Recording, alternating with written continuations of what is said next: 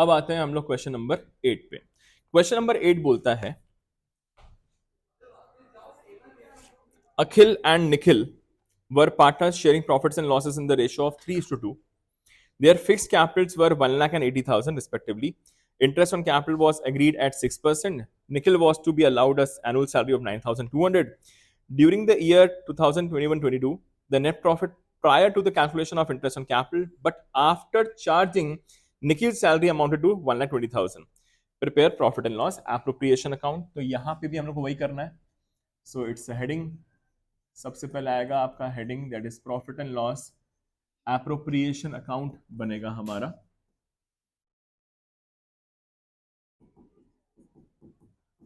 Profit and loss appropriation account जिसका format is again the same that is particulars amount particulars and amount.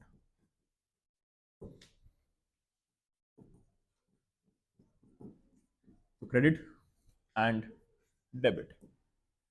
सबसे पहली चीज यहां पे आएगी आपकी by profit and loss account bracket में नेट प्रॉफिट. तो जो आपके पास प्रॉफिट गिवन है वो गिवन है 1,20,000. देखेंगे प्लीज यहां लिखा हुआ है the net profit prior to the calculation of interest on capital but after charging Nikhil salary is 1,20,000. तो आपको करना ये पड़ेगा पहले 1,20,000 को अंदर लिखना पड़ेगा क्योंकि इसमें से निखिल की सैलरी ऑलरेडी माइनस हो चुकी है. तो क्योंकि वो माइनस हो चुकी है तो इसमें प्लस करना पड़ेगा निखिल की सैलरी जो कि गिवन थी शायद 9,200. यस. सो 9,200 ऑलरेडी सैलरी माइनस हो चुकी है. तो इन्होंने क्या किया होगा गलती से इन लोगों ने प्रॉफिट एंड लॉस अकाउंट में डेबिट कर दिया होगा. तो इससे प्रॉफिट कम हो गया होगा तो हम लोगों ने इसको अब बढ़ा दिया. तो अब बाहर कितना आ जाएगा आपका 1,29,200. This is the actual amount of net profit.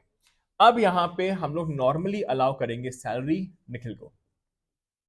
जाएगा यहाँ पे टू सैलरी अकाउंट ब्रैकेट में लिख दूंगा मैं निखिल क्योंकि सिर्फ एक ही पार्टनर को मिल रही है यहाँ पे salary that is 9,200.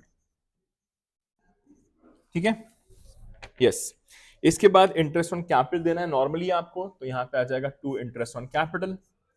So this is to interest on capital account. सो ये मिलेगा अखिल एंड निखिल. तो दोनों की कैपिटल्स गिवन है आपको 1,20,000 सॉरी 1,00,000 का 6% विल गिव यू 6,000 एंड 80,000 का 6% विल गिव यू 4,800. टोटल हो जाएगा आपका ये 10,800. अब जितना बचा खुचा प्रॉफिट होगा वो बढ़ जाएगा. So it will be to profit transfer to profit transferred to. ये बटेगा आपके अखिल और निखिल में. सो ये इनका रेशो गिवन था 3:2 है शायद रेशो. यस. सो यहाँ पे हम लोग क्लोज करेंगे.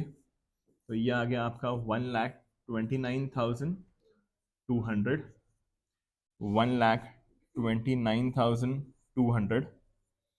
इसमें से माइनस करना है आपको ये पूरा अमाउंट. तो ये होगा 120 में से 10,000 110 110 110 110.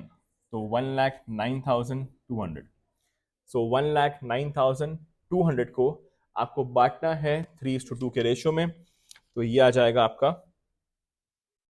1,10 66. तो 66,044. तो इसमें से माइनस हो जाएगा 8.